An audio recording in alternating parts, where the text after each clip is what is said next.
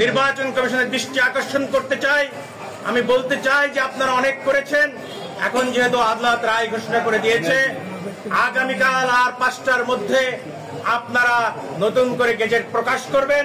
কারণ নির্বাচন সমাগত, আমরা কোনোভাবে চাই না যে আপনারা আপনাদের কোনো মানে দেরির জন্য বা অন্য কোনো কারণে নিজেদেরকে বিতর্কিত করেন বা নির্বাচনকে পিছানো বা নির্বাচন বিলম্বিত করবার কোনো পায়তারা আপনারা করেন।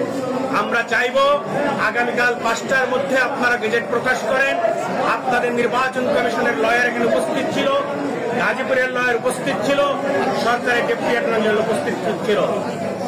এই জন্য আমি বিশেষ করে ধন্যবাদ এবং কৃতজ্ঞতা জানাই এই দীর্ঘ পথযাত্রায় যারা আমাদেরকে সহযোগিতা করেছেন এবং আমাদেরকে পরামর্শ দিয়েছেন। বিশেষ করে আমি আমার অ্যাসোসিয়েটের আমাদের ব্যারিস্টার সামান্তা ইমাম, উনি দীর্ঘদিন রাত ধরে কষ্ট করেছেন এই মামলা প্রস্তুত করবার জন্য। আমি এই কুমিল্লার সন্তানের কাছে কৃতজ্ঞতা প্রকাশ করি।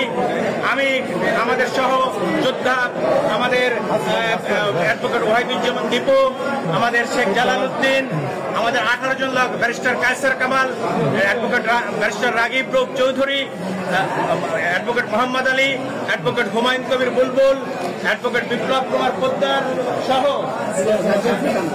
অ্যাডভোকেট শহীদুল ইসলাম, অ্যাডভোকেট রাজিয়া সুলতানা, আমার চেম্বারের অন্যান্য যারা ছিল তারা সহ আমাদের যার নামটা একটা বলতে ভুলে গেছি, সেটা আমাদের বিজ্ঞ সিনিয়র, আমাদের সকলের শ্রদ্ধাভাজন আমাদের শেখ আতিয়ার রহমান, উনি দীর্ঘ সময় বিষয়ে আমাদের উপরে সময় দিয়েছেন, কষ্ট করেছেন, শারীরিক অসুস্থতা নিয়ে আসছেন, উনি কষ্ট করেছেন, আমি ওনার কাছে কৃতজ্ঞতা জানাই। বাংলাদেশের আমি বলবো যে প্রথম জাজমেন্ট হতে চলেছে, যেটা নির্বাচন কমিশন সিদ্ধান্তকে অবৈধ ঘোষণা করেছে। যদি অ্যাপিল বিভাগে যায় তাহলে ইনশাআল্লাহ আমরা আইনের মোকাবেলা করে আজকে যে ফলাফল আসছে অ্যাপিল বিভাগ থেকে সেই একই ফলাফল আসবে।